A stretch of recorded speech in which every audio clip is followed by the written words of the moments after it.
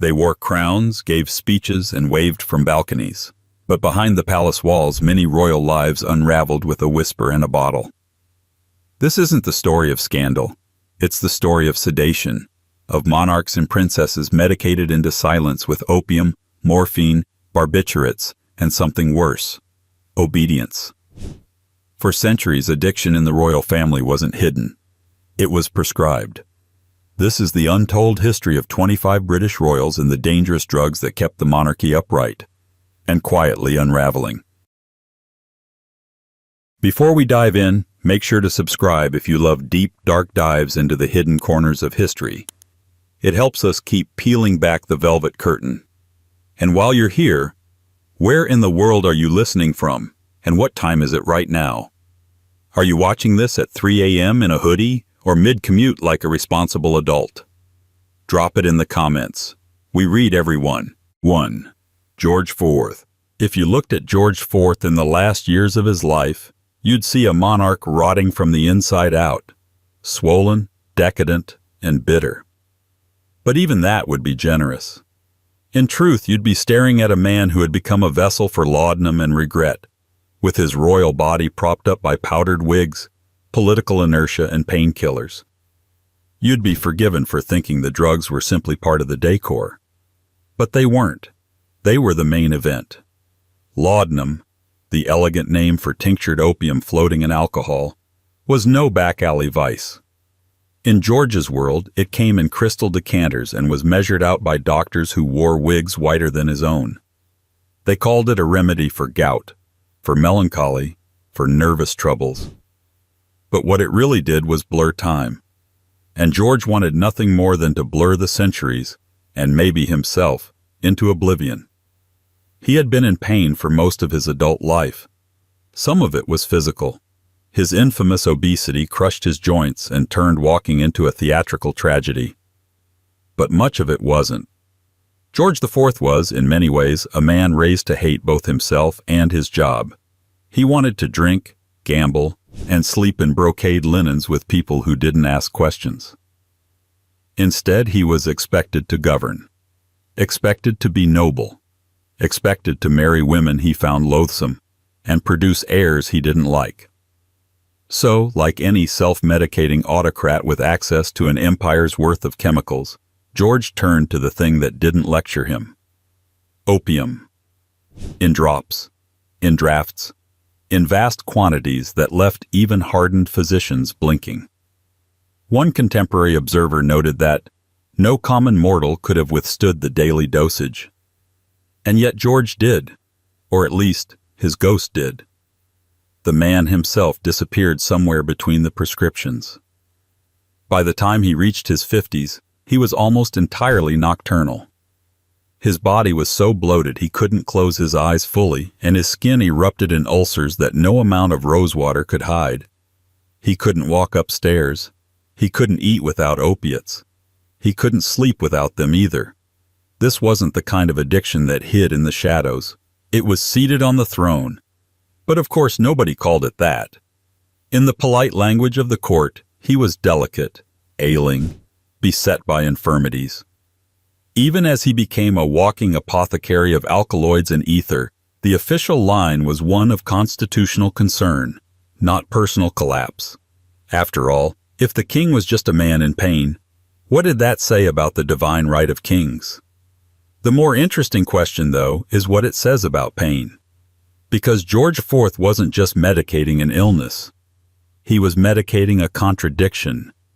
The impossible gap between royal image and human suffering. He was the personification of empire and excess, of powdered dignity stretched thin over human desperation. And the laudanum? It was the only thing keeping that illusion stitched together. By the end, the dosage was no longer shocking. It was expected. The real shock was how long it took for anyone to admit that George had been chemically dissolving for decades. He didn't go out in a blaze of glory. He went out under a pile of velvet, opium, and polite denial. And yet, as the royal physician signed off on one more necessary measure, as the monarchy quietly repositioned itself for the next act, There was one man in the shadows who didn't flinch at the opium bottles or the ruined king. His name was Prince George, Duke of Kent, and unlike his namesake, he wouldn't hide his relationship with drugs behind velvet curtains. He'd wear it like a scandal, one silver syringe at a time. 2. Prince George, Duke of Kent.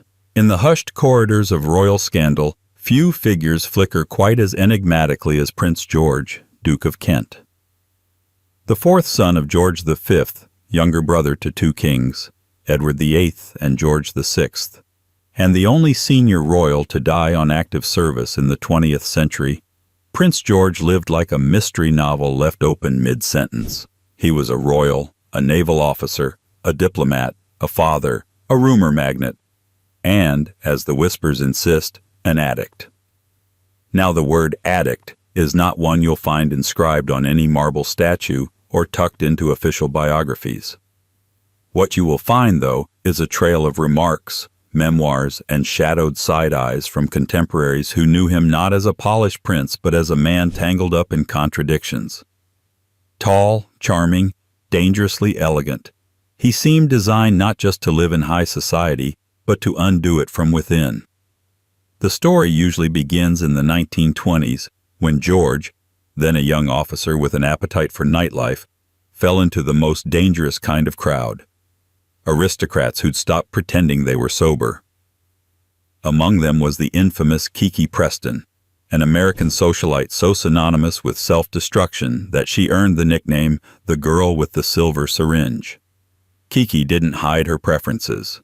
She flaunted them at parties the way others flaunted pearls, and according to more than a few accounts, she and Prince George were inseparable. That pairing alone would raise eyebrows.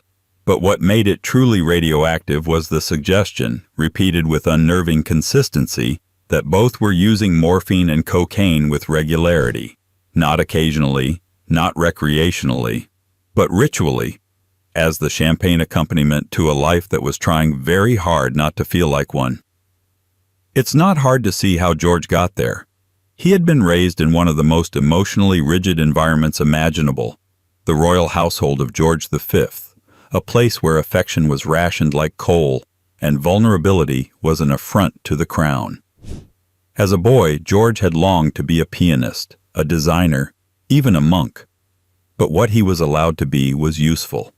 He was trained to be useful. And when he wasn't, he was sent to the Navy. Drifting through assignments in the diplomatic corps, shadowing royal duties, George often found himself without a fixed identity. And it was there, in the liminal space between duty and desire, that he found a different kind of clarity, one distilled in a syringe. Like so many members of the 1920s upper crust, he inhabited a cultural twilight. One foot in the decaying rituals of empire, the other in the roaring chaos of modernity. And when the two clashed, the only consistent thing left was the high. Of course, it was never officially acknowledged. The British monarchy doesn't do confessions. It does silence. But the rumors hung heavy. His older brother Edward VIII, no stranger to reputational storms, reportedly made oblique comments about George's vices. Palace insiders privately spoke of his delicate health, and by the 1930s, George was increasingly shielded from public life, ostensibly due to service commitments. What no one said aloud, but everyone seemed to know, was that George had grown dependent on substances the crown refused to name. Then came the war, the only real escape hatch for scandalous royals. Prince George joined the Royal Air Force, returning to active duty with a kind of fervor that raised questions. Was it patriotism? A bid for redemption? Or just another distraction from the chaos within? His death in 1942, in a mysterious plane crash in Scotland, did nothing to quiet the speculations. The crash report was sealed for decades. There were inconsistencies in the passenger list. A royal on a secret mission with a skeleton crew? It sounded less like an accident and more like a cover story. And yet, the man himself remained elusive. A prince of shadows who danced at cabarets in Paris, sang opera in Vienna, and sat glassy-eyed at country estates. caught between morphine reveries and royal obligation. He died young, yes. But the tragedy wasn't just that he died. It was that he never quite got to live on his own terms. He was a man carved up by class, convention, and chemical coping mechanisms, too modern for the monarchy, too royal for freedom. But his story wasn't a one-off. Because the truth is, drug dependence in the royal family didn't start with George IV or end with Prince George. It seeped through generations, sometimes quietly, sometimes with gossip as loud as cannon fire. And for one Victorian princess, a woman born into privilege but boxed in by nerves and nerves alone, the answer to her suffering came in the form of a golden brown tincture. Its name? Laudanum. Its grip? Lifelong. Her name was Helena. If you've made it this far, you're clearly one of us. The curious, the night thinkers, the ones who wonder what really happened behind the palace doors. So go ahead and subscribe. Not just for the algorithm, but so you don't miss what's coming next. And while you're here, where are you tuning in from? And what time is it? Midnight in Manchester? 6 a.m. in Manila? Let us know in the comments. We see you. 3. Princess Helena. If you wanted to understand Victorian medicine, you could start with a bottle of laudanum. You'd find it everywhere. In ladies' dressing tables, in the bedside cabinets of dukes, in the nursery, in the doctor's case. And if you happen to be Princess Helena, the daughter of Queen Victoria and Prince Albert, it would become the quiet companion to your nerves, your insomnia, your migraines, your grief, your everything. It was not a scandal, not even a secret. It was medicine, they said. But by the end, it was more than that. It was a dependency the era mistook for decorum. Princess Helena was not the rebellious one. That role belonged to her sisters. She wasn't the glamorous one, nor the brilliant one. She was the dutiful daughter, the loyal attendant, the one who stayed close to her mother long after her sisters had married out of the palace. She embroidered, translated books, wrote letters, and performed the kind of quiet obedience Queen Victoria adored. And yet, even duty can ache. Helena suffered from what her physicians called nervous disorders, the vague catch-all of Victorian diagnosis, covering everything from anxiety to chronic fatigue to despair. Enter laudanum, the period's liquid comfort. 1 drop soothed the nerves. 2 drops brought sleep. A spoonful made the world mercifully distant. It was a solution so simple that no one questioned the problem anymore. For Helena, who lived in a world where emotional restraint was law and sensitivity a sin, laudanum was not rebellion. It was survival. We know she used it because everyone in her circle did. The diaries, the letters, the memoirs all point to the same pattern. Noble women dissolving their pain into amber liquid. Doctors prescribed it for migraines, menstrual discomfort, grief, hysteria, and, more conveniently, the vague anxiety that came from being constantly watched and never heard. The polite term was restorative. The truth was that they were all a little bit sedated. Helena's life was quietly tragic in a way that fits the Victorian mold, not in catastrophe, but in containment. She married Prince Christian of Schleswig-Holstein, a match Queen Victoria approved mainly because it kept her daughter near. Her husband was older, mild, and dull enough not to threaten the Queen's emotional monopoly.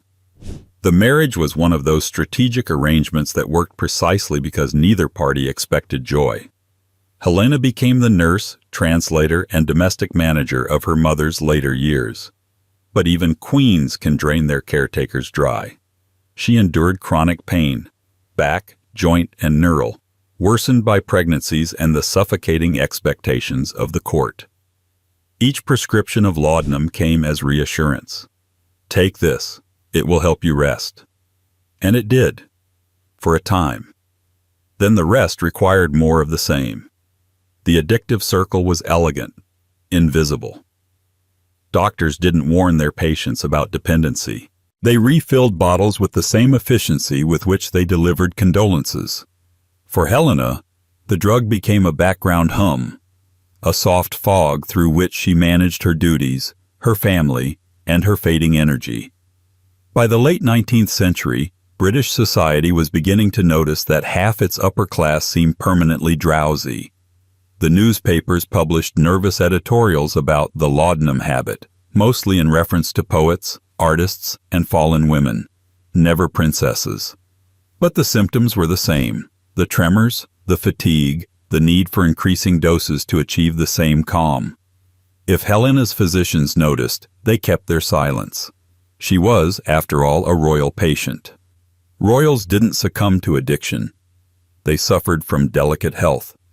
Her correspondence in later life reads like the writings of a woman suspended between numbness and endurance. She wrote often of headaches, of feeble spirits, of long nights of wakefulness that only her tonic could touch. Her friends described her as pale and kind, the sort of description that conceals as much as it reveals. Pain was simply part of the decorum of womanhood. And laudanum, the secret sacrament of empire, made sure the suffering stayed quiet. In the end, Helena lived a long life, outlasting the age that had defined her. She died in 1923, in a world that had discovered Freud, radio, and jazz. A world in which laudanum had been replaced by morphine, and then by more modern sedatives. But her story is a perfect echo of her time. A woman who was allowed every comfort except emotional honesty. A woman medicated into silence because silence was expected. And perhaps that's the real mystery. That entire generations of royal women were treated not as people but as fragile ornaments, their discomforts dosed until they disappeared. And when one of them refused to disappear, when she lit her cigarettes with rebellion and her insomnia with nightlife, the palace didn't quite know what to do with her, because she wasn't quiet, she wasn't gentle, and she certainly wasn't pale. Her name was Princess Margaret. 4. Princess Margaret. Princess Margaret did not come from a time when royalty still believed in divine right. She came from something trickier, the age of performance. Cameras were everywhere, tabloids were oxygen, and the royal family had begun to transition from symbols of imperial grandeur to curated characters in an ongoing national drama. The trouble was, Margaret never quite wanted the part. She was born in 1930, 4 years after Edward VIII, and long after anyone believed monarchs healed the sick by touch. She was the younger sister, the beautiful one, the sparkling one. The party royal, they said, with an edge of admiration and a great deal of coded disapproval. Where Elizabeth projected duty, Margaret radiated danger, or at least discomfort. She laughed too loudly, smoked too often, and spoke as if she'd already read your private diary and judged your taste in wallpaper. Beneath all that confidence was a body that didn't sleep. Margaret, even as a child, suffered from what doctors referred to as restlessness. A polite term for insomnia, perhaps, or anxiety, or the kind of psychological static that comes from being constantly scrutinized but never actually seen. By the time she was in her 30s, the struggle for rest had gone from nuisance to crisis. It was the 1970s, and Margaret's life was cracking at the edges. Her marriage to Anthony Armstrong Jones, the first commoner to marry a king's daughter in over 400 years, had begun with passion and ended with bitterness. The divorce proceedings were not yet official, but the press knew. Everyone knew. Her image, once flirtatiously defiant, now sagged under layers of judgment, and Margaret, the woman who had danced with the Rolling Stones and joked with Noel Coward, was exhausted. Enter the pills. Nitrazepam, to be specific, a heavy-duty sedative sold under the brand name Mogadon. Prescribed in many countries as a short-term solution to insomnia, it works by dulling the central nervous system. For most patients, it induces sleep. For some, it induces dependency. For Margaret, it induced both. We know about this not from scandal sheets, but from serious reports. In the late 1970s, during one of her separations from Armstrong Jones, Margaret reportedly overdosed on sleeping pills. The palace denied it was deliberate, and perhaps it wasn't. The more disturbing possibility is that she simply lost track, that the pills had become background noise, another accessory to an exhausting life. There were warnings, of course. Mogadon was not a harmless pill. It came with foggy mornings, memory gaps, and the need for ever higher doses. But like laudanum a century before, it had the sheen of medical legitimacy. A doctor's signature could make anything sound reasonable. And Margaret, though rebellious, was not immune to the institutional voice of medicine. She continued to use sedatives throughout her life. Friends noted how often she canceled engagements due to fatigue. Interviews from the 1990s captured a woman with charm but frayed edges, slower to speak, quicker to irritate. She lived on the island of Moustique for months at a time, surrounded by friends, servants, and distance. And always there was the subtext. Sleep was something she chased, and like many before her, she had enlisted chemistry in the chase. But Princess Margaret's story is different from her predecessors. She wasn't quietly dosed by court physicians or hidden away in a palace drawing room. She was a modern figure, photographed, scrutinized, and slowly unraveling in the public eye. Her relationship with pills wasn't a private vice. It was a symptom of something everyone saw but few truly addressed: the human cost of performance. Because when the palace closes its gates at night, the costumes come off, but the expectations don't. Royals aren't allowed to be fragile, only flawed in ways the tabloids can monetize. Margaret, too smart to play the saint, too tired to keep fighting, opted instead for a kind of glamorous retreat. But the body keeps score. The nervous system, no matter how royal, doesn't lie. And Margaret was far from the first monarch to learn that too late. Her ancestor, George III, once known as Mad, had also tried to medicate his way out of pain. Only his prescriptions came in a bottle labeled laudanum, and in doses measured not by milligrams, but by imperial hubris. 5. George III. The official portrait of George III is all posture and polish, powdered hair, gold embroidery, the cold weight of kingship stitched into every thread. He is remembered mostly as the monarch who lost America and his mind in roughly the same historical breath. But behind the caricature of a raving lunatic shouting at trees or talking to invisible people, behind all the shorthand madness, was something less theatrical and more familiar. A man in pain, fed laudanum by the drop, decade after decade, until the line between treatment and torment vanished completely. The madness of King George III is still debated. Historians have offered retroactive diagnoses ranging from porphyria to bipolar disorder to arsenic poisoning. But whatever the cause, one fact is clear: the treatment made everything worse. Because this was 18th century medicine, an era in which opium was not a last resort but a first instinct, and George, unlucky soul that he was, had the full weight of the royal physician's confidence behind every dosage. Records show that throughout his illnesses, George III was routinely given laudanum, a tincture of opium dissolved in alcohol. 30 drops here, a larger draft there, always described in medical shorthand that sounds reassuring until you realize how little they understood about what they were prescribing. Laudanum wasn't used with caution. It was used like wallpaper, slathered over every symptom until the patient either calmed down or stopped responding. Either outcome was seen as success. But George wasn't just another nobleman with a bottle by his bedside. He was the king.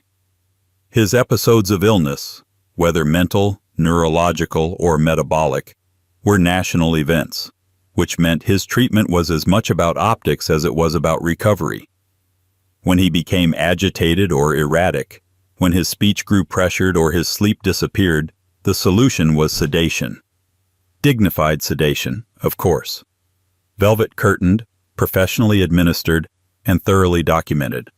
But sedation nonetheless. This wasn't an age that understood mental health. Royal doctors didn't talk about trauma or neurochemistry. They talked about humors, vapors, and bad bile. When those ideas failed, they reached for stronger potions, and in George's case, they reached over and over again for decades. By the time he entered the final phase of his life, blind, deaf, and largely incoherent, his mind was considered lost. His treatment, however, never changed. The laudanum kept coming. The sleep it induced was the only peace anyone expected anymore. What's rarely discussed is the deeper irony, that the very drug used to quiet his distress may have prolonged or even deepened it. Chronic opium use, especially in patients with underlying neurological issues, can amplify confusion, worsen mood swings, and disrupt cognition. In modern terms, George may have been trapped in a chemical fog his doctors mistook for healing. He wasn't recovering. He was being preserved in a half-functioning state, medically tranquilized for public consumption. And while history remembers him with a mixture of pity and parody, the mad king who babbled through revolutions, there's something darker at play. George's addiction wasn't personal in the way we think of it now. It wasn't secretive or shameful. It was clinical, institutional, administered by men in powdered wigs with Latin titles.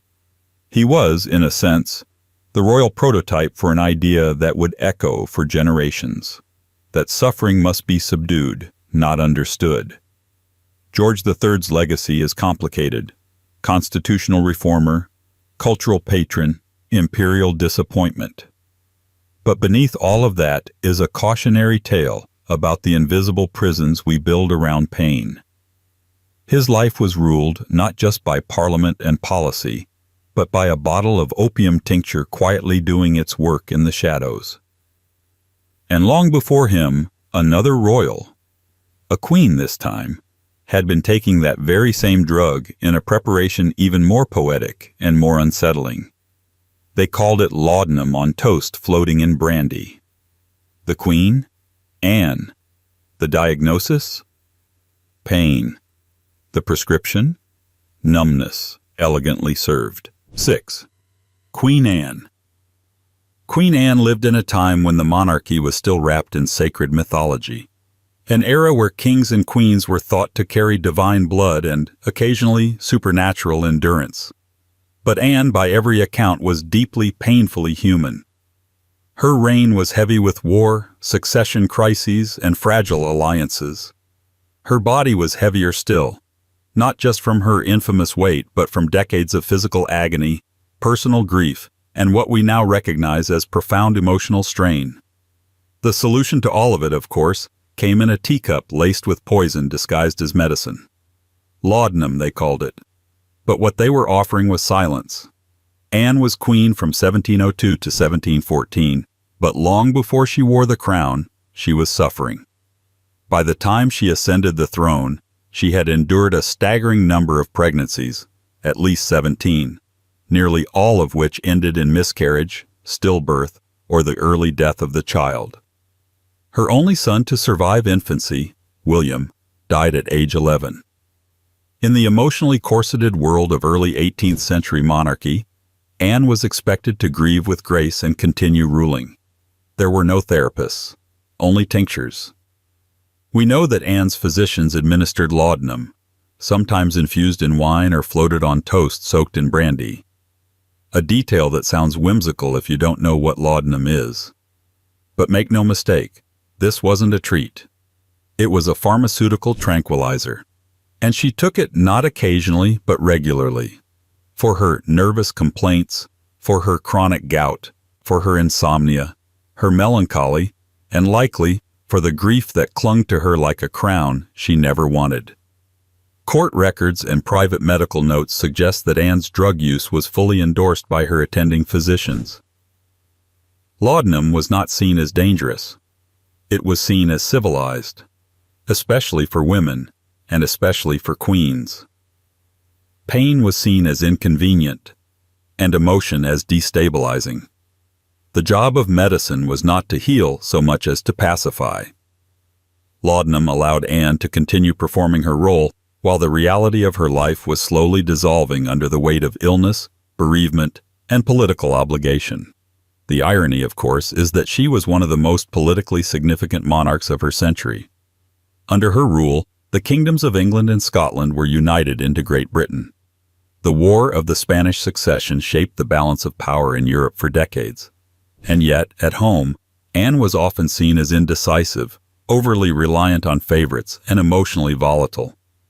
What the court saw as moodiness may have been something closer to side effects, of grief, of exhaustion, or of chronic opiate use. The laudanum didn't erase her pain. It merely pressed it into the background, like bad wallpaper no one wants to acknowledge. Her correspondence reveals someone with deep affections and deep wounds. Letters to confidants like Sarah Churchill and Abigail Masham are filled with emotional swings, earnest longing, and veiled desperation. Laudanum didn't solve any of it. It just blurred the edges. Anne's body eventually gave out. By the time of her death in 1714, she was in her late 40s, swollen with edema, racked with joint inflammation, and barely able to move without assistance. Physicians of the era described her as broken, but they said it with the detachment of men who'd watched it happen by inches. The Queen had been dissolving before their eyes for years, but she never made a scene. The medicine made sure of that. What remains is the ghost of a woman who held a fractured kingdom together while her own body fell apart. She was not a monarch who raged. She was one who endured, softly, chemically, invisibly, and her legacy, of pain muted by chemistry, didn't end with her, because decades later, another monarch would pick up where she left off. This time a queen with a famously unamused expression and a bottle of chloroform in her birthing chamber. Her name was Victoria. Her choice was anesthesia. And once again, the royal body would become a battleground between tradition, medicine, and the quiet desperation for relief. 7. Queen Victoria. Queen Victoria was not the kind of woman who liked to appear weak. She ruled over an empire where the sun famously never set, and she did it with the conviction of someone who believed, or at least pretended to believe, that moral rectitude could bend the course of history. She was sharp, stubborn, and ferociously private, which made her public experiment with early anesthesia all the more striking. Because when Victoria accepted chloroform during childbirth, not once but twice, she wasn't just seeking relief. She was setting off a national panic about what it meant for a monarch, a mother, a moral symbol, to embrace chemical surrender. Let's pause here. Chloroform isn't an opiate, technically. It doesn't come from poppies. It doesn't mimic the body's endorphins. But it belongs to the same family of substances that blur pain, suppress consciousness, and raise very uncomfortable questions about control. And in mid-19th century Britain, that was more than enough to make it controversial. When Queen Victoria gave birth to her 8th child, Prince Leopold, in 1853, she became the most famous patient of Dr. John Snow, the same man who would later be hailed as the father of modern epidemiology. Snow was pioneering the use of chloroform as a general anesthetic, and he had developed a special method of administration. A folded cloth over the mouth and nose, carefully timed inhalations, and a precise withdrawal before the drug could induce deep unconsciousness. In other words, he walked the Queen right up to the edge of oblivion and then brought her back. It worked. The Queen reportedly described the experience as soothing, quieting, and delightful beyond measure. No one had ever heard her use that kind of language about childbirth before. But rather than universal acclaim, the response was a frenzy of moral anxiety. The medical establishment was split. Religious leaders declared it unnatural. Some critics claimed it was unseemly for a monarch, especially a female monarch, to partake in something so modern, so mechanical, so chemical. After all, wasn't pain part of divine punishment, part of the maternal role, part of what made queens, well, queens? Victoria didn't care. She used chloroform again 4 years later when giving birth to her 9th child, Princess Beatrice. This time, the protests were quieter. The precedent had been set. Women across the country began asking their doctors for what the Queen had. And even though the use of anesthesia in childbirth remained controversial for decades, the myth of royal immunity to pain had been punctured. And not by accident, by design. But here's the thing. Victoria didn't just use chloroform and move on. She used medicine in many forms throughout her life, with a documented reliance on proprietary tonics, sedatives, and the late Victorian pharmacopoeia that flooded the upper classes with everything from bromides to opiates under genteel branding. She wasn't known to be addicted exactly, but she was of an age where the line between medical use and dependence was negotiable. By the end of her reign, Victoria had witnessed the evolution of medicine from superstition to science, and had personally sampled its most morally divisive tools. She lived through a time when doctors still wrote prescriptions in Latin and when women's complaints were treated with chemical quietude. Whether or not she knew it, she had become a kind of ambassador for medicinal control, not through rebellion, but through respectable participation. It's tempting to see her chloroform episode as a footnote in a long life, but it marked something more significant, the moment when the royal body, always symbolic, always scrutinized, openly admitted that it needed help, that pain was not always sacred, that chemistry might be preferable to suffering, and in doing so, she gave permission, however accidentally, for a new era of royal medicine, one that wouldn't always end well. Because before Victoria had her children drugged into the world, there was another princess, one who never made it past the birthing chamber. Her name was Charlotte. Her story was tragedy wrapped in protocol. And the drugs? They came late, or not at all. 8. Princess Charlotte of Wales. By the time Princess Charlotte of Wales went into labor in 1817, the British public had already decided she would save the monarchy. She was the only legitimate grandchild of George III, the presumed heir to the throne, and a rare royal who seemed genuinely beloved. The newspapers called her spirited. The people called her hope. And the palace? Well, the palace called in the doctors. Her pregnancy was watched with a mix of giddy anticipation and trembling calculation. Britain had spent the better part of a generation lurching from scandal to scandal, and Charlotte, young, intelligent, and married to the sober-minded Prince Leopold of Saxe-Coburg, was seen as the fresh start. Her child, the child of reform and restraint, would be the future. But Charlotte's fate was sealed not by the politics of her lineage, but by the medicine of her time. And in that room, on the night of her labor, the real danger wasn't a lack of care. It was the kind of care she received. Obstetrics in the early 19th century was not so much a science as a set of traditions, and one of those traditions was restraint, especially when it came to intervention. Princess Charlotte's physicians, led by the fashionable and famously conservative Sir Richard Croft, chose a minimal drug approach. No forceps, no opium early in labor, nothing really to disturb the natural process. Laudanum and its cousins were on hand, of course. This was a royal birth. But they weren't used in the aggressive ways we might expect. The guiding philosophy was caution. What unfolded instead was something closer to catastrophe. Her labor lasted over 50 hours. The stillborn baby boy, a child whose birth had been heralded for months in the press, arrived first. Charlotte, exhausted, developed complications shortly after. By morning, she was dead. The news stunned the nation. Bells tolled, shops closed, people wept openly in the streets.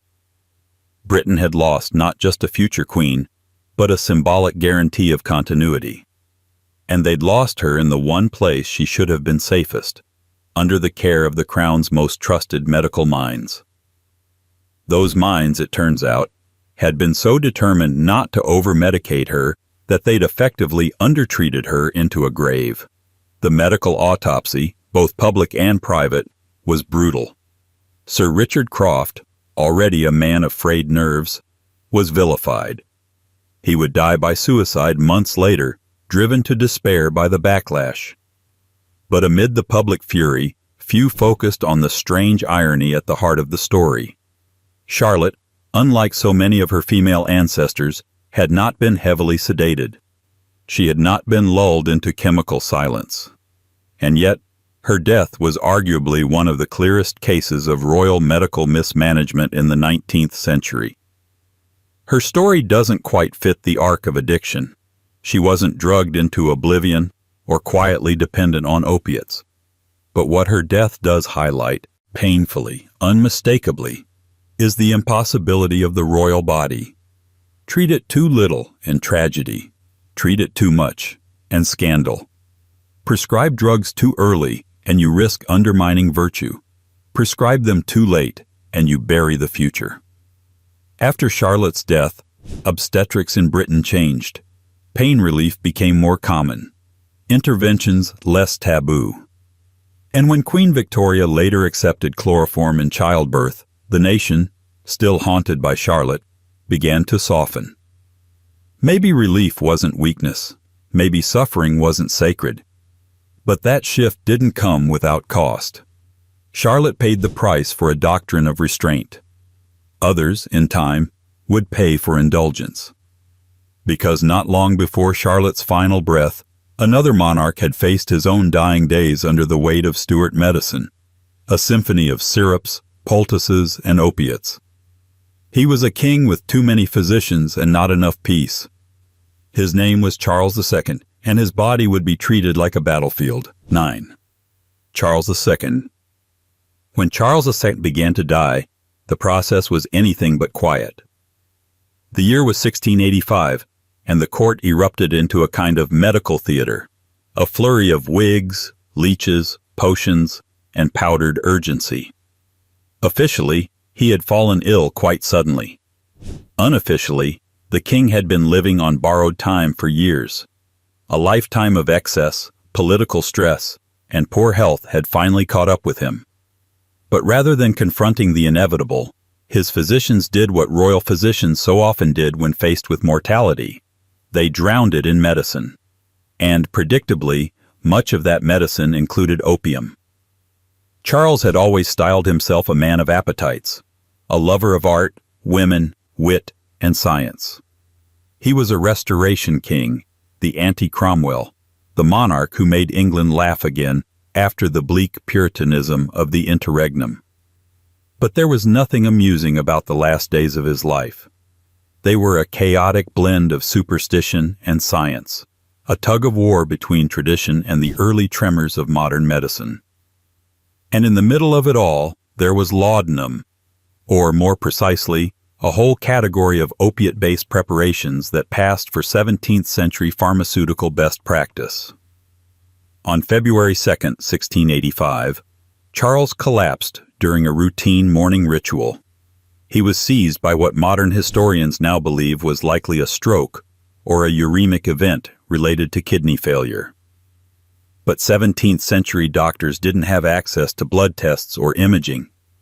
What they had was a logic system built on balance, humors, bile, vapors. If the king was ill, then something inside him needed draining, purging, or sedating. Within the first day of his illness, Charles was bled, not once, but multiple times. Nearly a pint of blood was removed. He was given emetics, purgatives, enemas, herbal tonics, and, of course, opiate compounds. Laudanum and other opium-based sedatives were standard parts of this medicinal blitzkrieg. Their role? To soothe the nerves, calm the brain, or aid sleep.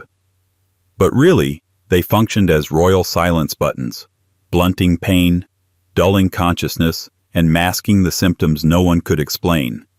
Some of these drugs were administered in syrup form, others as tinctures. The exact recipes remain elusive, but the common thread was always opium. Charles, who had once hosted Isaac Newton and patronized the Royal Society, was now being treated with a mix of medieval guesswork and modern chemistry. His body, in effect, became the canvas onto which every possible cure was thrown, until it was no longer clear what was killing him, the illness or the treatment. He died 5 days later, after being subjected to over 50 different remedies. His final words, reportedly delivered with calm resignation, were, "Let not poor Nellie starve," referring to his longtime mistress Nell Gwynn. But beneath the charm was a body overwhelmed, not just by disease, but by medicine administered without mercy. And in all of this, the opium played a quietly sinister role. It didn't draw attention. It didn't cause alarm. It was part of the expected routine. Pain was not considered something to be understood, only neutralized. And if the patient became less lucid in the process, all the better. A quieter monarch was an easier one to manage. What Charles's death reveals is that the monarchy, even then, had no consistent medical philosophy. It had habits, and those habits included flooding the royal body with whatever substance was fashionable, available, or alchemically promising. In Charles's case, that meant opiates in the form of cordial syrups and sleep drafts. Dangerous, yes, but dignified enough to keep up appearances. That formula, pain plus dignity, numbed by chemistry, would return again and again in the centuries that followed, including during the reign of a certain king known for his appetites, his violent temper, and his complicated medical notebooks. He reigned with iron, married 6 times, and was no stranger to the royal pharmacopoeia. His name? Henry VIII. 10. Henry VIII. If ever there was a monarch in need of a personal pharmacist, it was Henry VIII. The Tudor king most famous for dismantling the Catholic Church, collecting wives like chess pieces, and eating his way through the English treasury, was also a man obsessed, some might say consumed, by his own body. And while his reputation for excess tends to focus on the more theatrical elements, banquets, executions, jousts, the quieter truth is that Henry was also a walking cabinet of early modern medicine. Among the many substances in his royal regimen, opiates, not center stage perhaps, but always in the wings, waiting for the cue.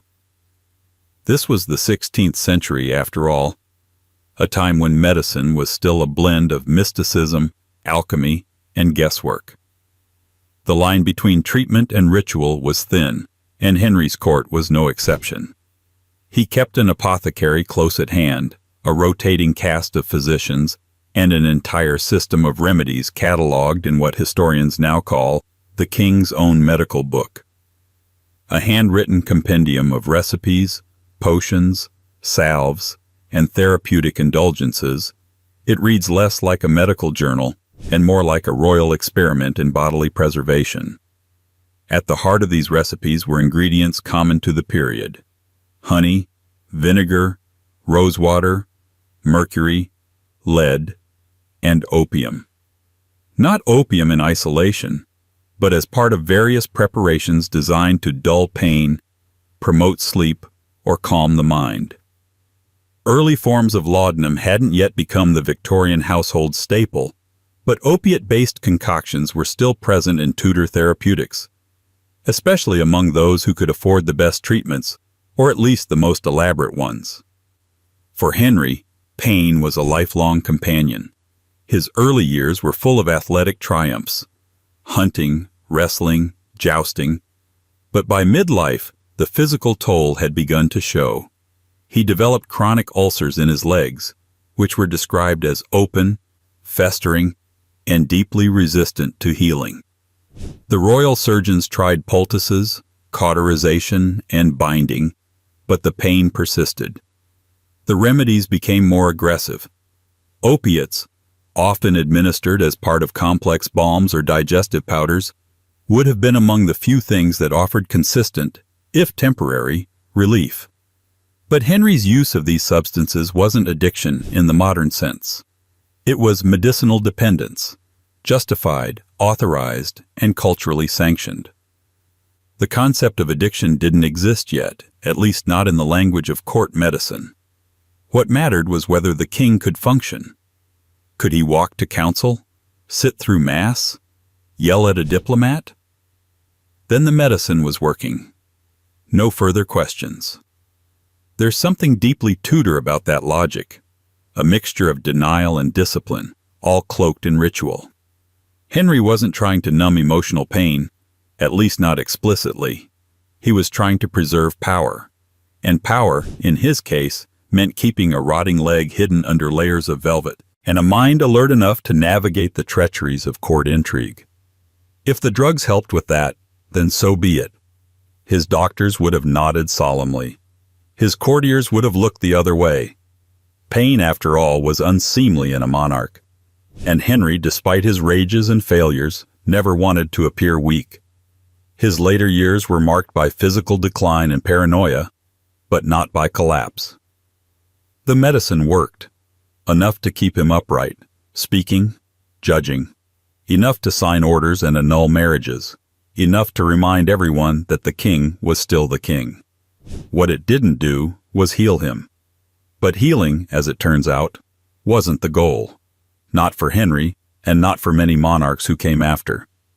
The goal was performance.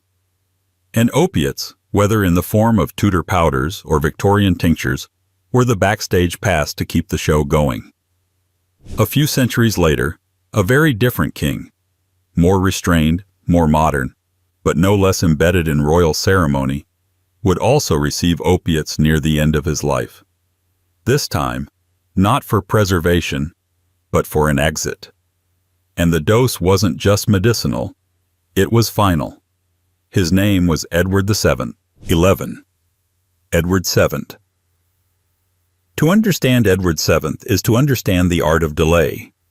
He waited longer than any heir in British history to inherit the throne. Nearly 60 years in waiting, a lifetime in the shadow of his famously dour mother, Queen Victoria. By the time he finally ascended in 1901, he was already old, round, and tired. But he made up for it in style. Edward brought color to a court that had lived too long in black. He partied, traveled, modernized diplomacy, and wore fashion like armor. What he didn't escape, however, was pain, the physical kind that clings to kings and the medical kind that comes dressed as progress. Edward reigned for only 9 years, but they were eventful. Politically, he was savvy, a monarch who could charm the French while irritating his own ministers. Personally, he was indulgent, fond of food, drink, and the kind of leisure that required many waistcoats. And behind the scenes, he was the recipient of a quietly changing medical world. One where the drugs got stronger, the explanations got longer, and the consequences more invisible. By the early 1900s, morphine and cocaine had become not just accepted, but fashionable in elite medicine. No longer the mysterious tinctures of Victorian apothecaries, these substances were now seen as tools of surgical sophistication and clinical precision. Dentists used cocaine as a local anesthetic. Surgeons used morphine to manage post-operative pain. And royals, predictably, had access to the best and worst of both. Edward VII's personal medical records, like most royal files, are selectively public. But we know enough from diaries, physician memoirs, and court accounts to piece together the picture. He suffered from bronchitis, rheumatism, and arteriosclerosis, the trifecta of an aging, sedentary monarch. As his health declined, so did his tolerance for discomfort. His physicians, caught between their duty to soothe and their fear of overstepping, leaned increasingly on the drugs that had quietly become the backbone of royal medicine: opiates and anesthetics. Morphine was used not as a dramatic intervention, but as a routine measure, administered in low doses for pain, for sleep, for coughing fits that wouldn't stop. Cocaine, meanwhile, made its appearances in surgical procedures and dental work, delivered in clinical settings with a professionalism that masked its risks. In Edward's world, these drugs weren't taboo. They were tools, civilized, modern, and, in the right amounts, respectable. But here's where the line starts to blur. These substances were dangerously effective. They masked the warning signs of deeper issues. A monarch who could be made comfortable was a monarch who could keep functioning. And as with his predecessors, the priority was never full recovery. It was functionality, appearances, the illusion of strength. Edward died in 1910 after a series of heart attacks. Officially, his passing was described as peaceful, but Peaceful is often a euphemism, especially in royal contexts. It likely involved morphine, perhaps other sedatives, delivered under the calm supervision of palace doctors, trained more in discretion than disclosure. What mattered was that the king was not seen to suffer. And in that sense, the medicine did its job. His death was also symbolic. It marked the end of the Edwardian era, a period of glittering artifice, royal charm, and rapidly advancing science. But it also cemented a deeper truth, that royal bodies, no matter how exalted, were still just bodies. They ached, they failed, and when they did, the response was chemical silence, not confrontation. The stage had been set for the 20th century, an age where drugs would no longer be cloaked in poetry or myth, but administered with clinical regularity. And for one of Edward's sons, this would mean far more than symptom management. Because at the end of his life, George V wasn't just given morphine for comfort, he was given enough to stop his heart. Along with a second drug, even stronger.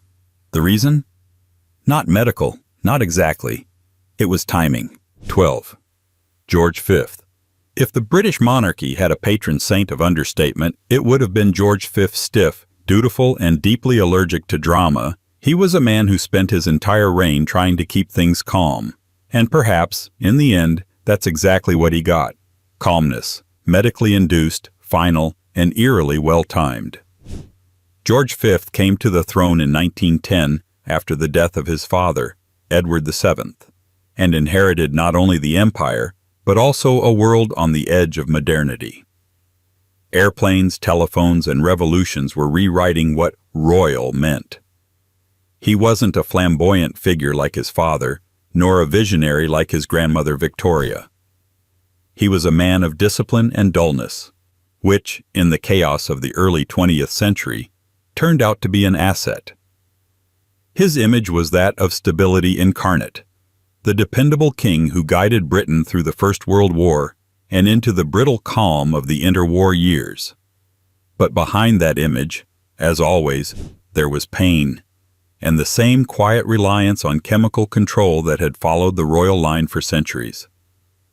George suffered from chronic respiratory illness, likely exacerbated by a lifetime of heavy smoking and the damp British climate. His lungs were perpetually weak, his circulation poor. He caught colds easily and recovered slowly. In the final decade of his life, he developed chronic obstructive pulmonary disease, though it wasn't called that at the time. The palace called it bronchial trouble, a phrase that sounded polite enough for newspapers but vague enough to hide the truth. The king was struggling to breathe. Doctors of the period, trained in a strange blend of Edwardian gentility and modern pharmacology, reached for what they knew worked: morphine for pain, cocaine for alertness, digitalis for the heart. None of it was unusual. The same cocktail was being administered in hospitals across Britain. But this was no hospital ward. This was Buckingham Palace, where medicine met monarchy, and discretion was as much a prescription as any drug. By January 1936, George was fading fast. The last photographs show a man barely holding himself upright, his eyes dulled by exhaustion. His personal physician, Lord Dawson of Penn, was summoned to Sandringham to oversee the final days. Dawson, a man of impeccable credentials and even more impeccable confidence, made sure the royal decline unfolded according to plan. Or rather, his plan. On the night of January 20th, as George V's breathing grew shallow and his pulse slowed, Dawson administered a combination of morphine and cocaine directly into the king's veins. The official line was that it was to relieve pain. But later, Dawson admitted, in his own diary no less, that the dose had been intentionally lethal. He wrote with the dry precision of a man justifying logistics that the injection was given to preserve the king's dignity and to assure that his death might be announced in the morning papers rather than the less appropriate evening journals. It was, in essence, a scheduled death. The quantity administered would have been far beyond any therapeutic amount. Morphine to depress respiration, cocaine to stimulate the heart briefly, a pharmacological paradox designed not to save, but to time. And so, at precisely 11:55 p.m., George V died. Peacefully, as the press would say. Mercifully, as his doctors would claim. Conveniently, as history would later observe. The revelation of Dawson's Act, which came to light years later, sparked outrage and fascination in equal measure. Was it mercy? Murder? A physician's hubris dressed as compassion? Perhaps all three. What's certain is that it cemented an extraordinary irony. The king who had built his reign on stability left the world in the most meticulously managed way possible. Euthanized not by scandal or illness, but by the clinical choreography of a doctor's conscience. Yet, for all the controversy, the episode fit perfectly into the royal medical pattern. The palace had long mastered the art of controlling both pain and narrative. Drugs, whether laudanum, chloroform, or morphine, had always been instruments of image as much as medicine. The royal body was not permitted to writhe, gasp, or suffer publicly. Dignity in this context meant silence. And silence was something opiates could always provide. After George's death, the monarchy moved forward with its usual pragmatism. His son, Edward VIII, ascended briefly and abdicated spectacularly. His other son, George VI, took on the burden of duty with trembling hands and a stammering voice. But it wasn't just the crown that passed from father to son. It was the unspoken understanding that royal frailty must always be managed chemically. The show, after all, could never stop. And the use of dangerous drugs in royal life was not limited to dying kings. It was woven into the medical routines of their queens. Women who endured the same illnesses, the same expectations of grace, and the same doctors armed with tinctures and tonics. One of them, centuries before, had fought her own war with laudanum during a smallpox epidemic. Her name was Mary II. 13. Mary II. History doesn't talk much about Mary II, not in the way it talks about her husband, William III, or her father, James II, or even the revolution she helped legitimize. That's partly because she died young, at the age of 32, and partly because she was, by many accounts, too obedient to be thrilling and too earnest to be legendary. But Mary was more than a political placeholder. She was a queen who ruled jointly, loved devoutly, and suffered quietly, especially in her final weeks, when the courtiers whispered about her illness and the physicians did what they always did when the royal body faltered. They reached for laudanum. It was December of 1694 when Mary fell ill. The official diagnosis was smallpox, the dreaded, disfiguring disease that had haunted European courts for centuries. There were no vaccines, no antivirals, and very little hope. Treatments at the time were a volatile mixture of superstition and what passed for emerging science. Physicians believed in balancing humors, purging toxins, and, crucially, dulling pain wherever possible. For that, they turned to opium. Laudanum was not new to the late 17th century. It had been used for decades by then, a staple of both folk remedies and elite medicine. But for someone like Mary, it was prepared with special precision.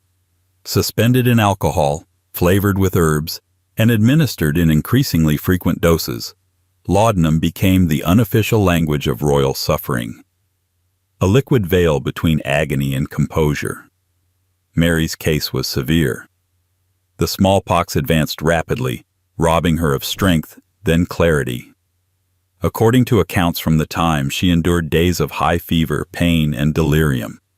Her doctors, powerless to halt the disease itself, could at least offer sedation. Whether it was to ease her discomfort or preserve royal decorum, or both, the records suggest she was given laudanum regularly in her final days. No one called it addiction. That concept, as we understand it, simply didn't exist in her world. Repeated dosing wasn't seen as dependency. It was seen as good care. If the queen needed more of the same substance to rest, to stay calm, to ease the terrible progression of the illness, That was medicine doing its work. And when she eventually slipped into unconsciousness, there was no scandal, only solemnity. The queen was dying as she had lived, devout, controlled, and attended by men who swore they had done everything possible. Yet underneath the rituals, there was something hauntingly modern in Mary's story. Here was a woman whose final days were chemically cushioned, not in the excessive or conspiratorial sense that later royals would experience, but in the quiet, sanctioned way that palaces preferred. The drug, though dangerous, was not feared. It was respected. Respected enough to be used liberally. Respected enough to become invisible. William, her husband and co-sovereign, was devastated. He reportedly said he felt broken to pieces after her death, one of the rare moments in which his famously guarded emotional life seemed to falter. But even his grief was subsumed by the machinery of state. The queen was buried, the line of succession preserved, and the laudanum bottles quietly restocked for the next inevitable case. Mary's use of opium was part of a much larger pattern, one that didn't begin or end with her. The idea that royal pain should be soothed, not witnessed, was already centuries old. And laudanum, with its elegant name and brutal efficiency, fit perfectly into that philosophy. It allowed monarchs to die with dignity and live in denial, both equally useful in a system built on performance. But Mary's death wasn't the end of Stuart reliance on medical sedation. Her husband, William III, would soon face his own physical decline, and with it the same cast of doctors and the same trusted prescription. He didn't suffer from smallpox, but from chronic pain and injuries that refused to heal. And what they gave him, predictably, was the one thing that made even royal agony tolerable: 14. William III. If Mary II was the pious and tragic half of the throne, William III was the soldier. Stoic, asthmatic, and never quite at ease in England, he ruled with a sense of grim purpose more than joy. He hadn't come to the throne by birthright alone, but by invitation, a revolution in velvet gloves. And though he helped solidify constitutional monarchy and survived countless assassination plots, there was one adversary he never managed to outmaneuver: chronic, unrelenting pain. William's body was, from early adulthood, an uneasy vessel. He suffered from asthma, persistent sinus infections, inflammatory conditions, and later in life, injuries from a series of riding accidents, including one fall that likely hastened his death. His health was a quiet crisis, managed day to day by physicians who, as was customary in the late 17th and early 18th centuries, relied heavily on sedatives, tonics, and opiate-based concoctions. What made William's case different wasn't the medicine itself. Laudanum, opiate syrups, and calming tinctures were already standard in royal households. It was how quietly and consistently they were used to keep him functional. William didn't seek sympathy. He sought control. And when his body failed to cooperate, he, or more precisely his doctors, turned to chemistry to maintain the illusion of command. Laudanum was the default. Dissolved opium in a tincture of alcohol, often dosed conservatively at first, then more liberally as tolerance built. It was prescribed for everything: sleeplessness, coughing, aching joints, melancholia, nervous unrest.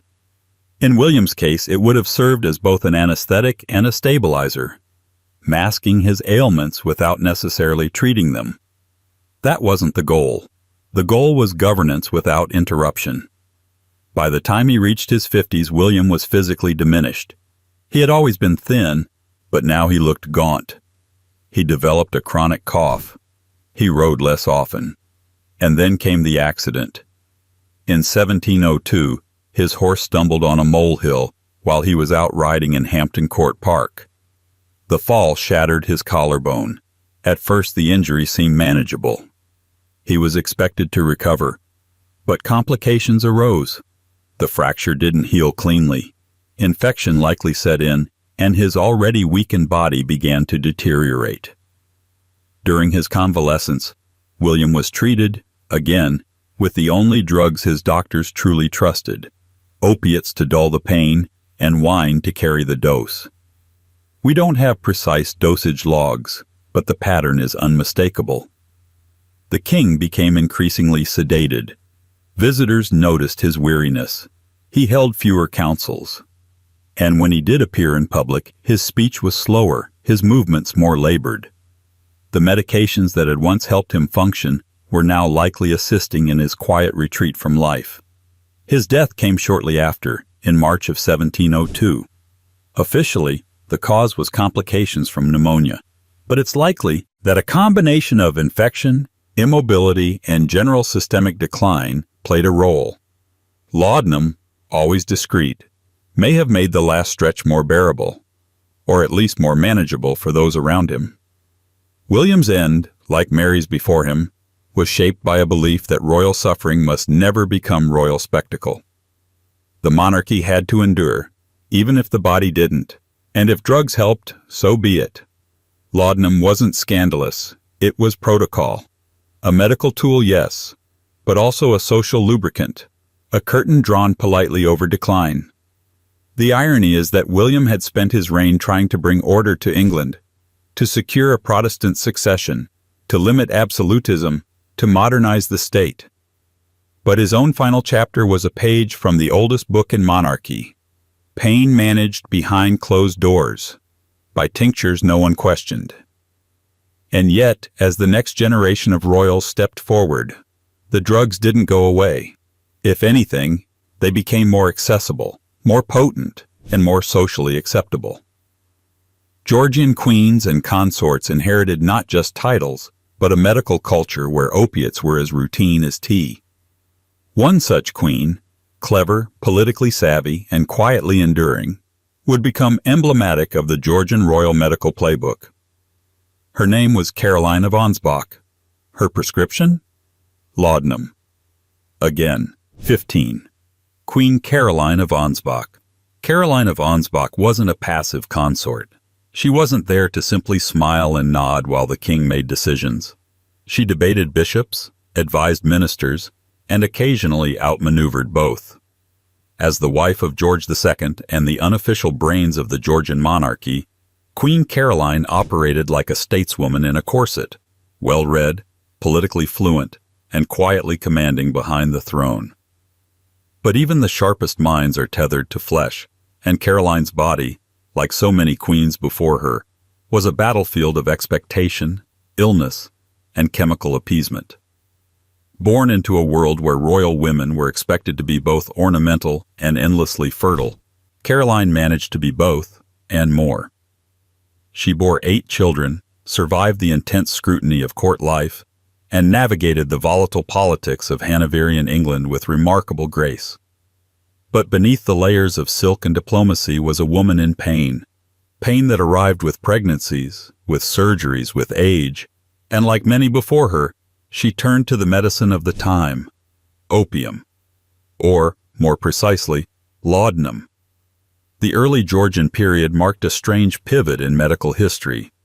Enlightenment thinking had started to question superstition, but clinical practice was still heavily reliant on remedies inherited from the centuries before.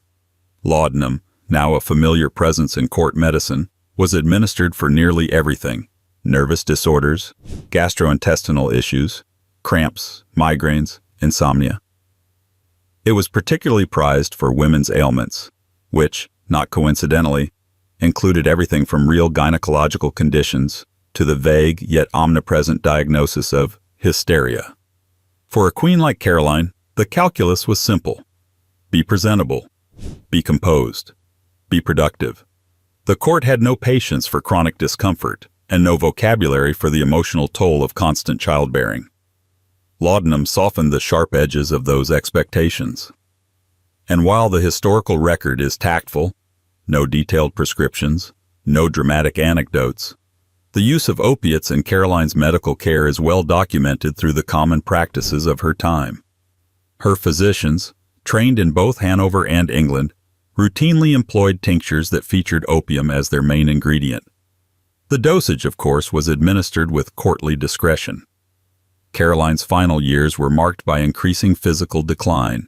She suffered from what was then referred to as an umbilical rupture, a hernia made worse by multiple pregnancies and likely compounded by limited medical interventions.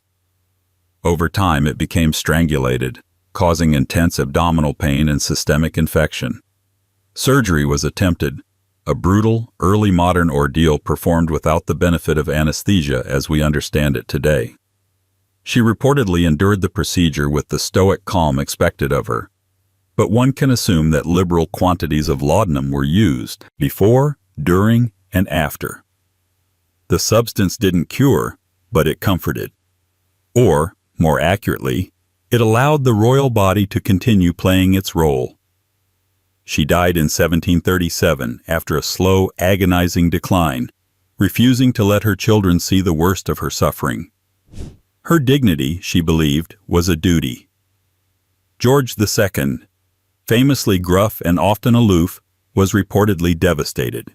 He never remarried and ordered that he be buried beside her, with a removable panel in the coffin wall between them so their remains could mingle. It's a romantic image, but beneath it is the quieter, bleaker truth of her final months.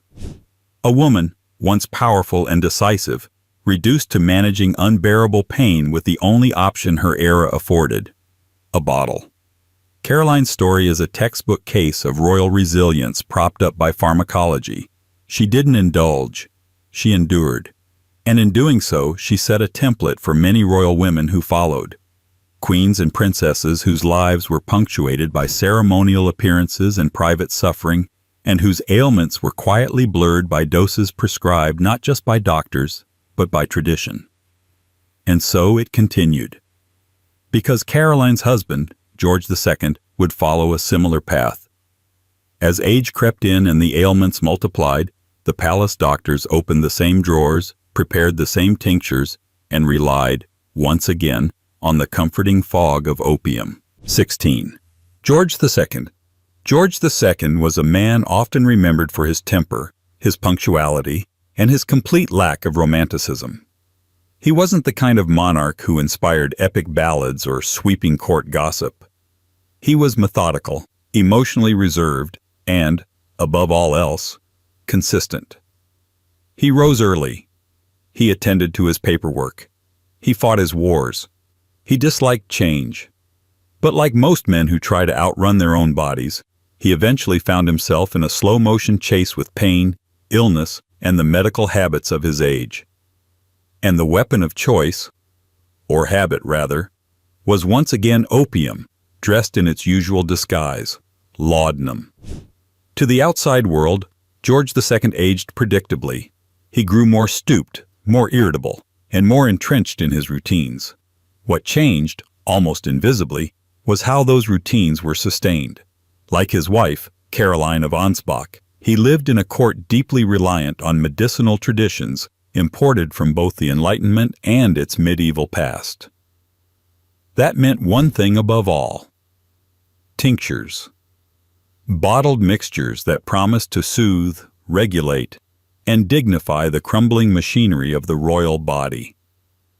George II's medical files are sparse, in part because he was deeply private, and in part because 18th century medical reporting was more anecdotal than systematic. But we know enough to reconstruct the pattern. His ailments in later life included chronic indigestion, joint pain, episodes of faintness, and declining sleep quality, all typical for someone of his age and lifestyle. His doctors responded not with invasive procedures, but with what they considered more humane, gentlemanly measures: tonics, bloodletting, and of course, opiates.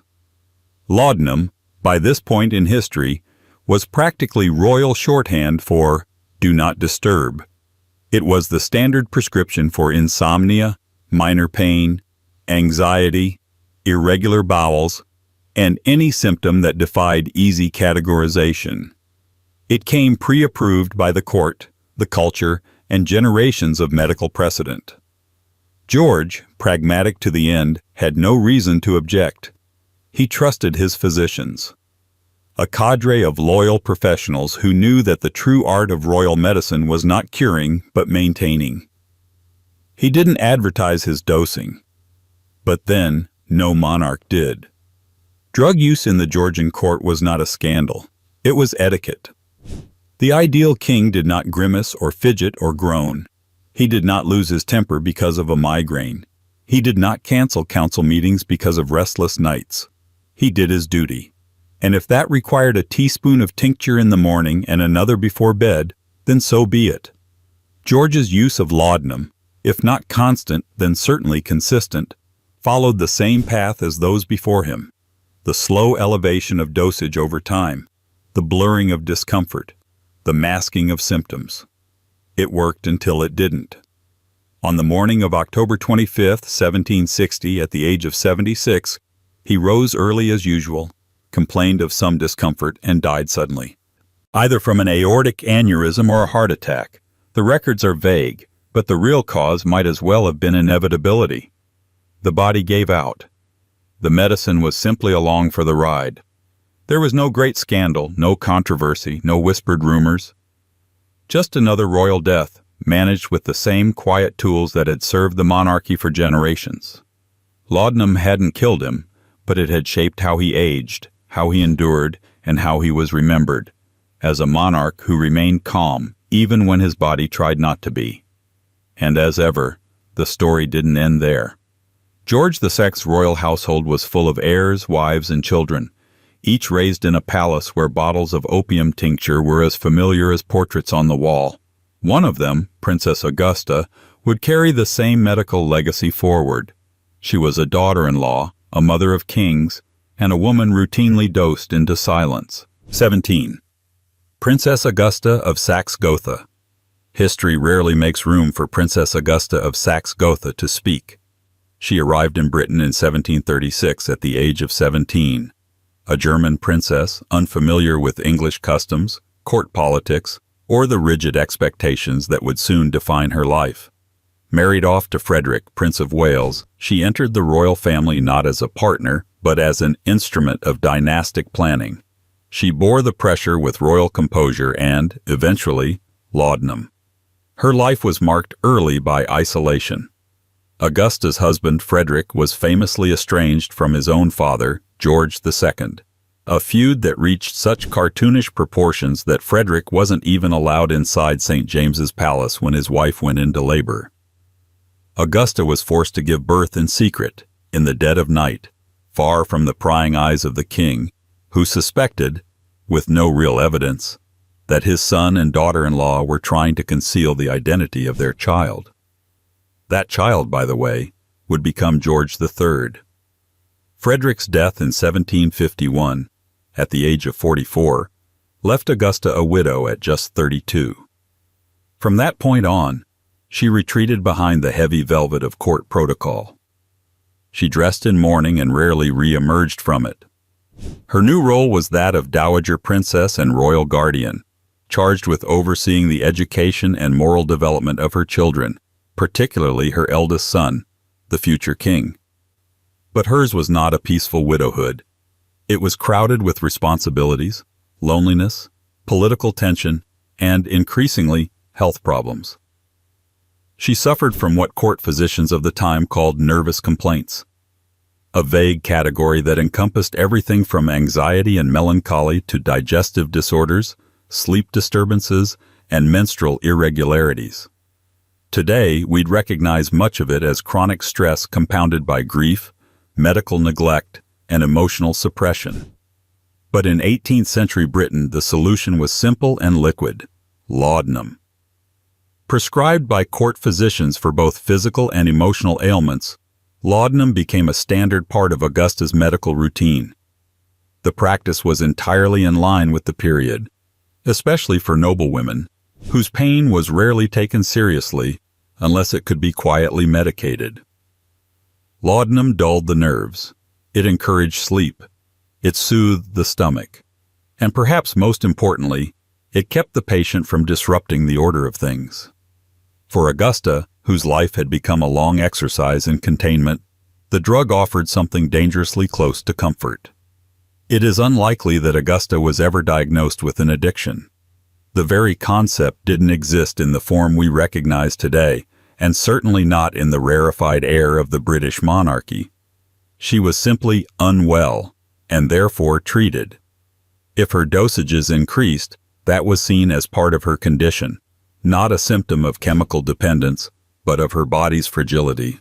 Her letters from this period become increasingly sparse, her public appearances rare. The quiet that surrounded her was both literal and pharmaceutical. And yet, she remained politically influential. Even while veiled in black and numbed by tinctures, Augusta maneuvered to protect her son from the influence of rival factions at court. She shielded him from the king's circle, advised his tutors, and played a central role in his political formation. In many ways, the future George III was shaped as much by her maternal strategy as by any policy pamphlet or royal advisor. She was present, persistent, and very likely sedated. When she died in 1772, at the age of 52, the public response was minimal. Augusta had never been a popular figure, but her quiet life left an enduring legacy, a generation of royals raised in a household where emotional discomfort was treated, not discussed, where the royal body was soothed into compliance, and where laudanum was as normal as tea. And her daughter, Princess Mary, a woman born into that same royal system of subtle suffering, would follow the pattern precisely. She would live long, smile softly, and medicate quietly. Because by the 19th century, laudanum wasn't just a treatment, it was a tradition. 18. Princess Mary, Duchess of Gloucester and Edinburgh. By the time Princess Mary, Duchess of Gloucester and Edinburgh reached old age, she had outlived nearly everyone who once remembered her youth. Born in 1776, the 11th child of King George III and Queen Charlotte, Mary came into the world during a time of revolution, both across the Atlantic and within the walls of her own palace. Her father's periodic mental illness would define much of her early life, and her own legacy would be defined not by scandal or spectacle, but by quiet endurance. That and laudanum. Always laudanum. Mary lived a remarkably long life for a Georgian royal, dying in 1857 at the age of 81.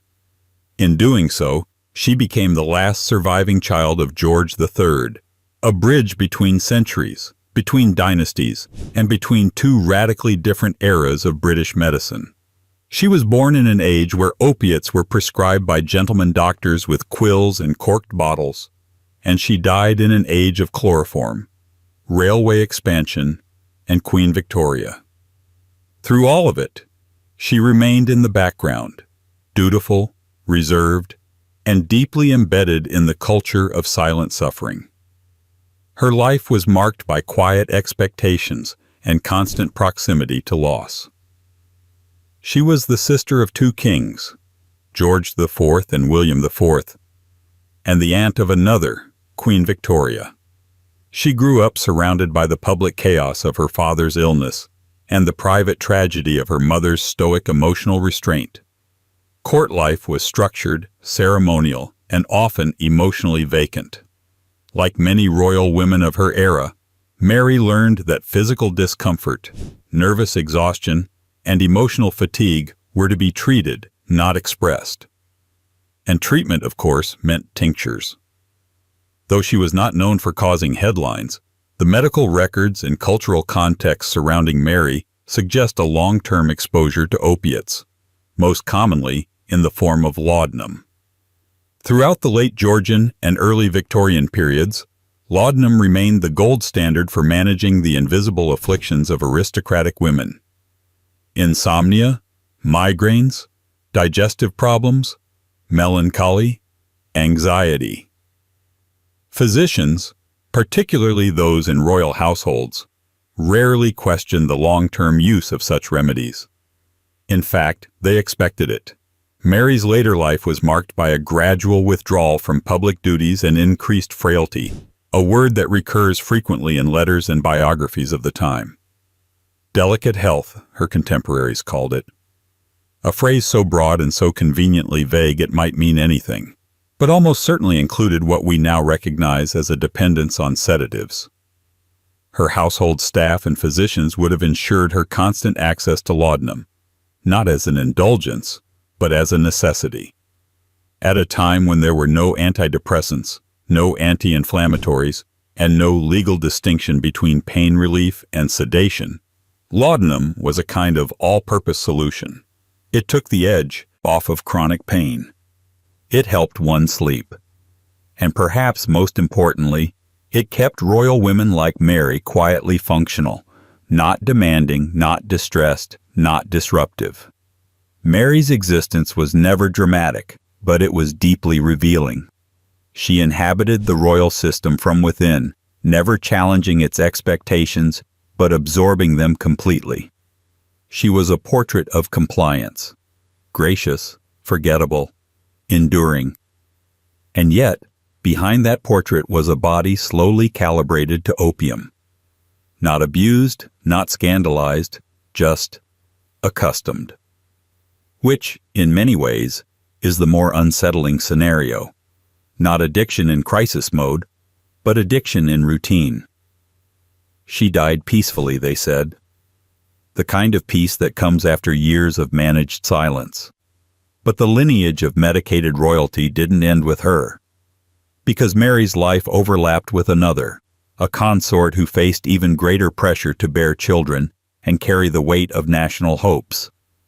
A woman whose own miscarriages, illnesses, and chronic grief would be treated not with therapy or conversation, but with the exact same tinctures poured from the exact same bottles. Her name was Adelaide. Her fate was to suffer quietly and be dosed accordingly. 19. Princess Adelaide of Saxe-Meiningen. Princess Adelaide of Saxe-Meiningen was never meant to be queen. She married Prince William, Duke of Clarence, in 1818, when he was already 52 years old, childless, and considered unlikely to ever take the throne. But fate, or more precisely, the death of several closer heirs, would shift the course of her life. When William became king. William IV in 1830, Adelaide found herself reluctantly elevated to queen consort. But for a woman raised on duty and Lutheran modesty, the crown was not a symbol of glory. It was a weight, one that became heavier with every miscarriage, every lost child, and every quiet dose of laudanum. Adelaide was described in her time as virtuous, gentle, and uncomplaining, the very image of Victorian queenliness, even before Victoria herself arrived. She was pious but not severe, loyal without being political, and unfailingly polite. But beneath the soft public portrait was a woman whose body was battered by repeated pregnancies and the medical consequences of early 19th century obstetrics. Between 1819 and 1822, Adelaide experienced 2 miscarriages, a stillbirth, and the death of a newborn daughter. These tragedies came in rapid succession and left her physically weakened and emotionally hollowed out. Of course, such grief was not publicly discussed, not in a palace, and certainly not by a queen. The public was informed of births and deaths, but not of suffering. That, as always, was handled internally, both emotionally and chemically. Court doctors, trained in the protocols of both Hanoverian and British medicine, did what they had always done for royal women facing loss and chronic pain. They reached for the opiates. Laudanum was the drug of choice. By Adelaide's time, it was already entrenched in elite medical care. While not as openly marketed as it would later be in Victorian England, it was still common in every royal apothecary. Her physicians would have prescribed it for a range of conditions, to soothe the pain of miscarriage, to help her sleep, to ease the nerves that inevitably came with compounded grief and physical trauma. The doses were measured, recorded, and repeated. No one questioned the wisdom of it. Pain required silence, and laudanum was the quickest route. The effects of this regimen are not spectacular. There were no dramatic collapses, no royal scandals. But what emerges from the historical record is something more insidious, the slow dulling of vitality. Adelaide's public life shrank as her health declined. By the time William ascended the throne, she was already known for her delicate constitution. And as queen, she performed her role dutifully but minimally, appearing at ceremonies, issuing charitable donations, and otherwise fading into the background of court life. Privately, she remained deeply religious and inclined to solitude. Her letters, where they survive, reveal a woman more stoic than spirited, someone who accepted sorrow as a kind of divine assignment. But one can't help noticing the gaps. The missing days, the unexplained absences, the subtle hints in third-party accounts that Her Majesty was not well. And always the undertone, the physicians were managing it, quietly, respectfully, chemically. After King William IV's death in 1837, Adelaide withdrew almost entirely from public life. She lived out her widowhood in a state of measured obscurity, remembered primarily for her gentleness and charity. But the tragedy is how little was ever asked of her except to endure. Endure the losses, endure the pain, endure the expectations, and take what the doctors gave her. She died in 1849 at the age of 57. The city of Adelaide in Australia bears her name, a bright and sunny tribute to a woman whose life was anything but. Her legacy was shaped by absence, of heirs, of health, of noise. And yet, she was not alone in this quiet pattern. Another royal woman, younger, more outspoken, but caught in the same system, would follow closely behind. Her name was Princess Louise, and while the public knew her as the rebellious daughter of Queen Victoria, behind the scenes, she too was quietly managed with the era's favorite drug, 20. Princess Louise, Duchess of Argyll. Among Queen Victoria's many children, Princess Louise was the anomaly. Artistically inclined, politically curious, and far less interested in ceremonial routine than her siblings, she cut a striking figure. Not just because she was beautiful, though that was often said, but because she was uncommonly resistant to the box she was meant to live in. While her sisters followed the expected path of quiet marriages and quieter motherhood, Louise rebelled in the only ways a Victorian princess could, through sculpting, outspoken opinions, and a personal life that refused to sit still. But rebellion, even of the most restrained variety, came at a cost. And like so many royal women before her, that cost was managed with a bottle. Laudanum again. Of course. Princess Louise was born in 1848, the sixth child of Queen Victoria and Prince Albert. Her early life was shaped by two dominant forces: her mother's intense mourning following Albert's death in 1861, and the ironclad rules of Victorian domestic life. While the court grew increasingly somber and ritualized, Louise became restive. She wanted more education, more freedom, more than just the role of ornamental daughter to an increasingly withdrawn queen. She found some of it. She studied art seriously, even attending the National Art Training School, a rare concession for a royal woman, and became an accomplished sculptor. Her work was exhibited publicly, and she received commissions for memorials and portraits. But alongside her public progress came persistent whispers of physical ailments and what were politely called nervous issues. The diagnosis didn't matter much. The treatment was already decided. Louise's reliance on laudanum is not thoroughly documented in prescription books, but it doesn't need to be. The cultural and medical context fills in the gaps. Victorian medicine had created a model for handling women like her, intelligent, independent, emotionally complex. The solution was to reduce the volume, to take the edge off, to restore balance. Laudanum was the go-to. Victorian-era biographies and letters mention frequent headaches, migraines, bouts of fatigue, and unspecified attacks. All of these were common euphemisms for conditions treated with opiates. And though Louise was more public than many royal women of her time, she was still subject to the same expectations. Don't disrupt the narrative. If you suffer, suffer quietly. And if you can't, be sedated. There were other factors. Her marriage to John Campbell, Marquess of Lorne, later Duke of Argyll, was strained almost from the beginning. It was a union based more on political convenience than emotional connection. The two often lived apart, and speculation about their unhappiness and his rumored sexuality only grew with time. Louise, outwardly composed, reportedly took to long periods of retreat. Artist studios, country houses, and, in all likelihood, the same cabinet of calming tinctures that graced the shelves of every well-appointed Victorian home. The great irony is that she was, in so many ways, ahead of her time. She supported women's education. She moved through the art world with some degree of autonomy. She pushed back against her mother's suffocating control.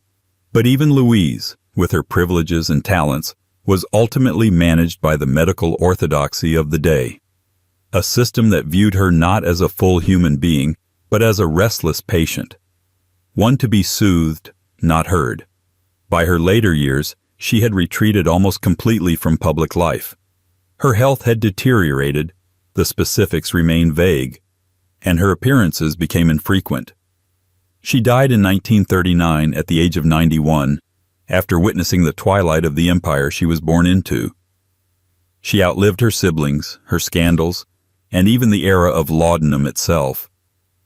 But her life was shaped by it all the same. She wasn't the only one.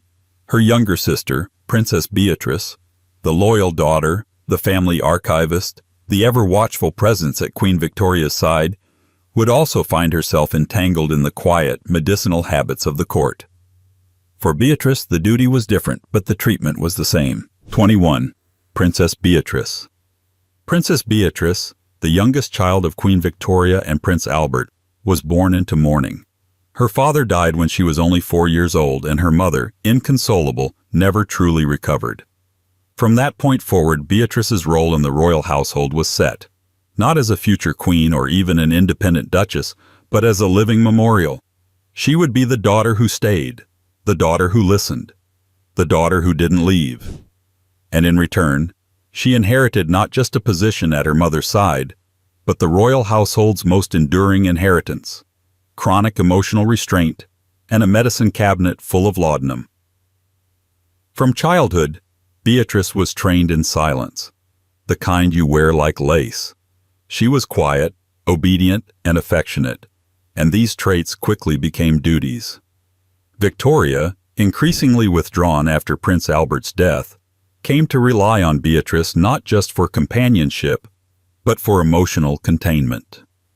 Beatrice read aloud to her mother, transcribed her letters, and remained at her side even as her older siblings married and moved away.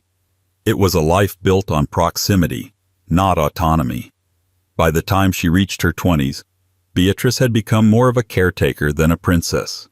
When she fell in love with Prince Henry of Battenberg, Queen Victoria's reaction was predictably complex, a mixture of maternal possessiveness and imperial politics. The marriage was only permitted on the condition that Beatrice and her husband would live with the Queen, an arrangement that turned marital life into a kind of royal annex. Beatrice agreed. She always agreed. But agreement in her case didn't mean peace. Throughout her adult life, Beatrice was plagued by what Victorian physicians referred to as nerves, low spirits, and weakness. These umbrella terms covered a range of physical and emotional symptoms, from insomnia and migraines to fatigue and what we might now understand as depression. The royal solution was as familiar as it was inevitable: opiates. In Beatrice's day, laudanum and similar compounds were still considered standard treatments for women's ailments, especially when those ailments were ambiguous enough to defy easier classification. Her private life gave her plenty of reasons to hurt. Prince Henry died unexpectedly in 1896 while serving in the Ashanti War, leaving Beatrice widowed with 4 young children. The grief was profound, but characteristically muted. She resumed her public duties and continued her role as Queen Victoria's constant companion. If there were outbursts of sorrow or anger, history does not record them. What it does suggest is that Beatrice, like so many royal women before her, was quietly medicated through her mourning. The late Victorian household, despite its moral sternness, was awash in pharmaceuticals. Sedatives, tonics, and narcotic tinctures were part of the daily rhythm, administered with formality and assurance. Beatrice's use of these substances was not exceptional. It was expected. They were tools to keep grief manageable, to keep public appearances possible, to keep the weight of her obligations from cracking the surface. After her mother's death in 1901, Beatrice assumed the monumental task of editing Queen Victoria's journals, a project that would take her decades and become her life's defining work. It was meticulous, exhausting, and emotionally draining. Thousands of pages, years of memory. A daughter's last service to a mother who had never let her go. The task became her identity.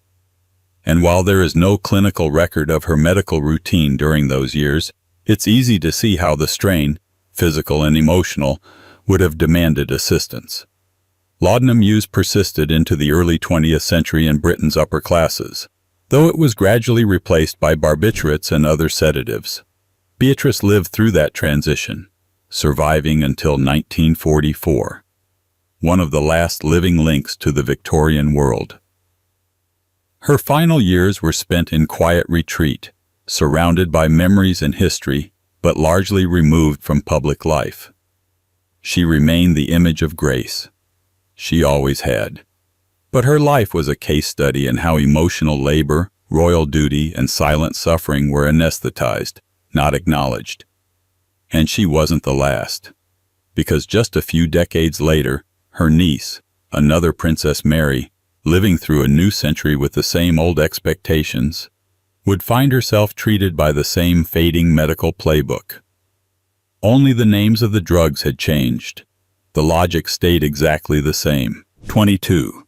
Princess Mary, Princess Royal, and Countess of Harewood. Princess Mary was born in 1897, just before the Victorian world began to fade into sepia. She was the only daughter of King George V and Queen Mary, a royal by blood, title, and temperament, reserved, resilient, and relentlessly dutiful. While her brothers shouldered the weight of monarchy and war, Mary took on the quieter burdens, morale visits, charity drives, and smiling diplomacy. She embodied the ideal royal woman of her age, composed, patriotic, uncomplaining. And like so many who mastered the art of composure, she did it under the influence of medicine that blurred the sharp edges of her reality. By the time Mary entered adulthood, the medical tide had begun to shift. The ornate apothecaries of the 19th century were being replaced by white-coated science. Laudanum was falling out of favor, its dangers more openly acknowledged.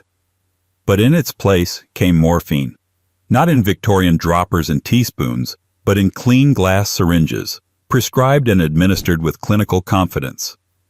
The chemistry had changed, but the purpose remained the same. Keep the royal body quiet. Keep the royal mind steady. Keep the royal face calm. Mary was expected to be many things, but expressive was not one of them. Her life was shaped by a wartime adolescence and the stifling expectations of her royal household. During World War I, she launched the now famous Princess Mary Christmas Gift Fund, sending small care packages to soldiers on the front. It was noble, yes, and widely praised. But behind that act of compassion was a young woman who had never truly been allowed to grieve, to panic, or to protest. She was, like the cigarettes and chocolates in those care boxes, a balm. Reassurance in human form. Marriage came in 1922 to Henry Lascelles, 6th Earl of Harewood, a man twice her age, aristocratic and appropriate. Their union was arranged in the way all royal marriages were at the time, gently coerced by duty and sealed with public approval. Mary, reportedly reluctant, complied. She had been trained for compliance, and while the marriage was outwardly functional, her health began to show signs of strain. Throughout her adult life, Mary experienced recurring bouts of exhaustion, minor cardiac complaints, and periods of what doctors then called neurasthenia, a fashionable diagnosis for anyone suffering from the consequences of relentless expectation. The treatment was, predictably, chemical. Morphine was commonly used by royal physicians during this period, particularly for conditions related to fatigue, pain, and anxiety. While direct documentation of Mary's prescriptions is limited, palace medicine always preferred discretion. The surrounding context makes her exposure almost certain. This wasn't addiction as scandal, it was routine. The morphine was given after surgeries, during long illnesses, or simply as a sleep aid during royal tours. It was part of the background noise of upper-class healthcare, a quiet drip of pharmacological assistance that made life at court survivable. Mary aged into a figure of stoic elegance, eventually taking on the title of Princess Royal in 1932. She performed her duties without complaint, visiting hospitals, opening exhibitions, and representing the crown with a quiet dignity that made her a favorite among traditionalists. But beneath the polished appearances, the physical toll became harder to ignore. In her later years, she suffered from arthritis and recurring respiratory issues. Her public appearances grew less frequent, her posture more rigid, her gaze more distant.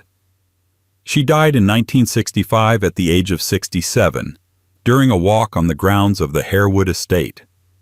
The death was called peaceful, of course. They always are. Mary's story is less about drama than it is about accumulation, the slow generational layering of pain, expectation, and sedation. A woman raised to be the embodiment of calm in a world unraveling, held together not by freedom, but by protocol and pharmaceutical precision. And just as she was fading from the stage, a new kind of royal crisis was forming, not in the public sphere, but in the private world of yet another disillusioned heir. A king who abdicated, a man exiled, and a duke who may have relied on sedatives not to preserve the crown, but to forget it. His name was Edward. His drug of choice, they say, was barbiturates. 23. Edward VIII, Duke of Windsor. By the time Edward VIII became king, the monarchy was already in crisis.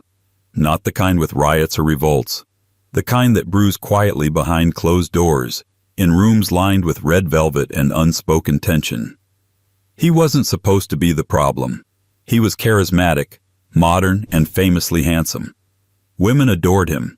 The press fawned. He represented change, but only the kind people thought they could control. What they hadn't counted on was how little Edward cared about pretending. Not just about protocol, about everything, including eventually himself. When he abdicated the throne in 1936 to marry Wallis Simpson, the twice-divorced American socialite who rendered the entire British establishment apoplectic, the headlines were swift and brutal. It was the scandal of the century, a king choosing love over duty, or, depending on who you asked, a king choosing recklessness over stability. But what followed his departure from the throne wasn't peace or romance. It was exile. And inside that exile, there was a man who had lost not just power, but purpose. Edward's years as Duke of Windsor were spent moving between borrowed homes, diplomatic dead ends, and orchestrated social appearances. He had no real political role, no fixed home, and no lasting legacy, at least not one that didn't begin and end with abdication. The crown had moved on, almost too efficiently, and he became a sort of living relic, photographed, tolerated, but never again trusted. It's in this twilight, decades after the fanfare, that the rumors start to take form, not from palace memos or medical confessions, but from the soft-focus world of biographies, letters, and the whispered accounts of society insiders.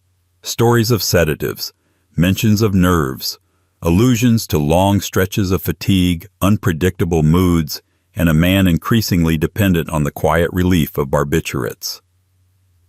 By the mid-20th century, barbiturates had replaced laudanum and morphine as the drug of choice for upper-class exhaustion. They were prescribed for anxiety, insomnia, depression, all of which Edward reportedly endured, though never formally diagnosed. His use of these drugs, if it occurred, would not have been framed as abuse. It would have been seen as treatment, for restlessness, melancholy, or stress, a word that carried just enough vagueness to conceal almost anything. He had plenty to be restless about. Stripped of his status, kept at arm's length from his family, and viewed as a political liability in Britain, Edward drifted. His marriage to Wallis was long but not untroubled. They were glamorous together, yes, but also lonely. Publicly devoted, but privately adrift. In many ways, Edward had traded one prison for another, and sedatives, discreetly administered by private physicians, were part of the wallpaper. Barbiturates like Seconal and Amytal were common among the European elite in the mid-20th century. Royals, film stars, and aristocrats all shared the same preference: a doctor who made house calls and a pill that guaranteed sleep. These drugs dulled anxiety, slowed the racing thoughts, and helped people forget, or at least postpone, what they didn't want to face. For someone like Edward, whose greatest regret was also the thing that defined him, forgetting must have seemed like a reasonable request. But barbiturates came with a cost: memory lapses, dependence, emotional flattening. None of these would have triggered alarm in Edward's world. Just more doses, more prescriptions, more late mornings and early cocktails. He aged into a figure of brittle nostalgia, the king who wasn't, a cautionary tale in tailored suits. He died in 1972 in Paris, far from the throne, far from the country that once debated whether he might destroy it. His legacy is still debated, romantic to some, disastrous to others. But one thing is clear: by the end, he was no longer resisting sedation. He had, perhaps, come to need it. And he wasn't the only Windsor navigating post-war life through a haze of pharmaceuticals. One royal woman, elegant, composed, and always just off stage, had her own quiet encounters with medicine, morphine this time, clinical, acceptable, administered as part of routine care. Her name was Marina, Duchess of Kent. Her prescription? Pain relief. Her reality? Managed silence. 24. Princess Marina, Duchess of Kent. Princess Marina, Duchess of Kent, arrived in Britain with the elegance of a woman born into old-world aristocracy and the resolve of someone who understood exactly what that demanded. Born a princess of Greece and Denmark in 1906, she brought European grace to the British royal family when she married Prince George, Duke of Kent, in 1934. She was glamorous, impeccably dressed, multilingual, and a royal from the old order, the kind who knew how to be watched without ever appearing to react. But behind that carefully curated composure was a body and a system, worn down by decades of quiet management, wartime duty, and a series of painful health crises that, predictably, were treated with the same tools every royal woman before her had known: morphine, administered politely. Marina wasn't made for English weather or English expectations. She had grown up among the shattered remnants of continental monarchy, where titles still carried an aura of fading magic. Her childhood was fractured by war, revolution, and exile, and by the time she entered the British royal family, she knew perfectly well how to adapt to systems that didn't ask how you felt, only how well you could endure. Endure she did. Marina performed her role with admirable precision. As Duchess of Kent, she carried out public duties, raised 3 children, and maintained an image of dignified restraint that suited the times. But that image cost something. She suffered a number of serious health issues throughout her adult life, including multiple surgeries, chronic illness, and injuries, each of which brought with it the same familiar medical answer: morphine.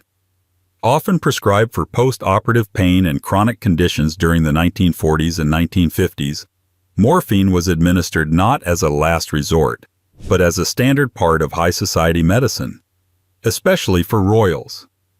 This wasn't addiction as chaos. It was pain management by decree. Morphine came in precise doses, often injected or administered in hospital settings, but sometimes taken orally under supervision. It was meant to maintain control, not surrender to it. And for a woman like Marina, whose public face was as polished as the crown jewels, control was everything. Doctors trusted morphine. So did patients.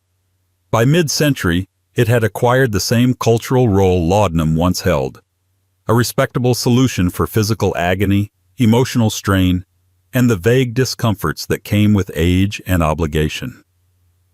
For Marina, it likely became a constant companion in her later years, prescribed after operations and retained as a tool for managing the lingering aches of time and royal life. No headlines, no scandals, just quiet reliance. Her composure never faltered. She remained active well into her 60s, attending engagements and maintaining her public duties with the same grace that had defined her entrance into British royal life decades earlier. But those closest to her noticed the fatigue, the stiffness, the signs of someone carrying pain too deep to show.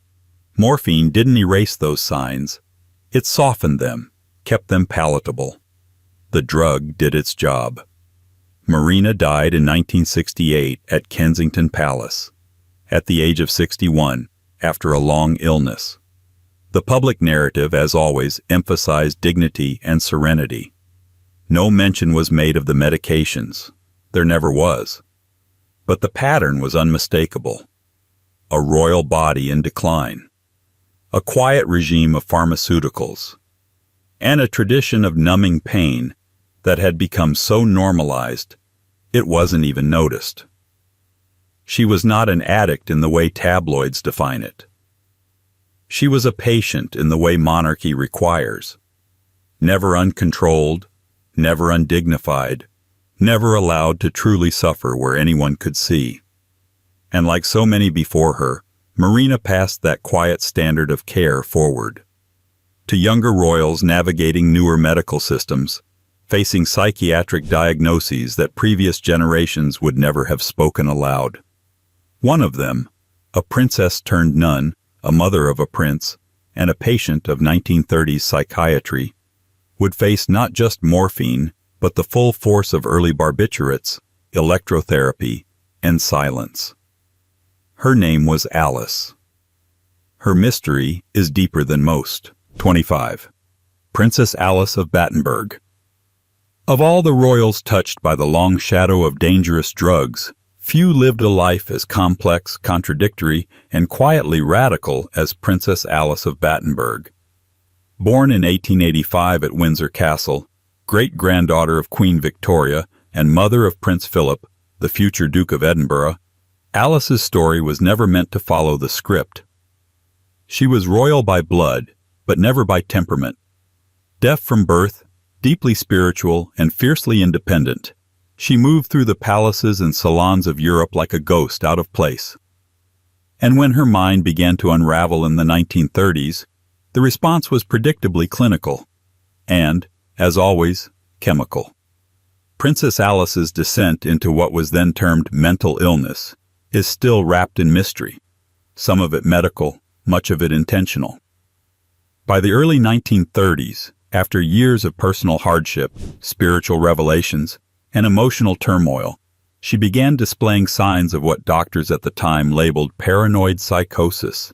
She was convinced she had a divine calling, believed she was receiving messages from God, and began behaving in ways the royal family couldn't tolerate and the medical establishment couldn't explain. What followed was not compassion. It was containment. In 1930, she was forcibly removed from her family and institutionalized in a Swiss sanatorium. Her husband, Prince Andrew of Greece and Denmark, left. Her children were scattered, and Alice, once a queen-in-waiting, found herself a patient in the hands of European psychiatrists, experimenting with the most modern and the most dangerous tools available. At the heart of her treatment was barbiturate sedation. Barbiturates, central nervous system depressants used widely from the early 20th century onward, were prescribed for a wide range of conditions: insomnia, anxiety, mania, nervous disorders, and increasingly for those who couldn't or wouldn't conform to social norms. In Alice's case, doctors used them to induce calm, to blunt emotion, and to control behavior. They were given under the guise of therapy, often in combination with other experimental procedures, including, reportedly, electroconvulsive therapy. There was no informed consent. Royal or not, Alice had no say. Barbiturates like phenobarbital and amobarbital were administered in doses that dulled her senses and sedated her defiance. These were not recreational drugs. They were tools of medical discipline applied in the name of restoring normalcy. But what they really did was erase the parts of Alice that didn't fit: her visions, her spirituality, her grief. And yet, astonishingly, she survived it. After years in institutional care, she was released in the mid-1930s against her doctor's advice. She reunited briefly with her family, but remained estranged from her children. And then, in a move that shocked nearly everyone who knew her, she reinvented herself entirely. Alice returned to Greece, embraced Orthodox Christianity, and founded a nursing order of nuns, the Christian Sisterhood of Martha and Mary. During World War II, she sheltered Jewish families in her home in Athens, defying Nazi occupiers while dressed in religious robes. She lived in poverty, refused royal stipends, and remained committed to service until the end of her life. But the barbiturates never entirely left her story. Even in later years, as her health declined, doctors continued to prescribe sedatives to manage what they delicately called her nerves. The drugs changed names, the doses grew smaller, but the logic remained: soothe, silence, contain. Alice, the mystic, the rebel, the patient, was never quite allowed to be fully understood. She died at Buckingham Palace in 1969, penniless, by choice, having asked to be buried in Jerusalem, a final act of spiritual defiance. Her body was eventually moved there, years after her death. Alice's story is the end of the royal pharmacopoeia as we've traced it, from laudanum-soaked queens to morphine-laced monarchs to barbiturate-sedated princesses. Her life holds all the contradictions of monarchy and medicine: power and helplessness, dignity and sedation, silence and survival. She wasn't addicted to a drug. She was subjected to it, and in that way, she was no different from the rest.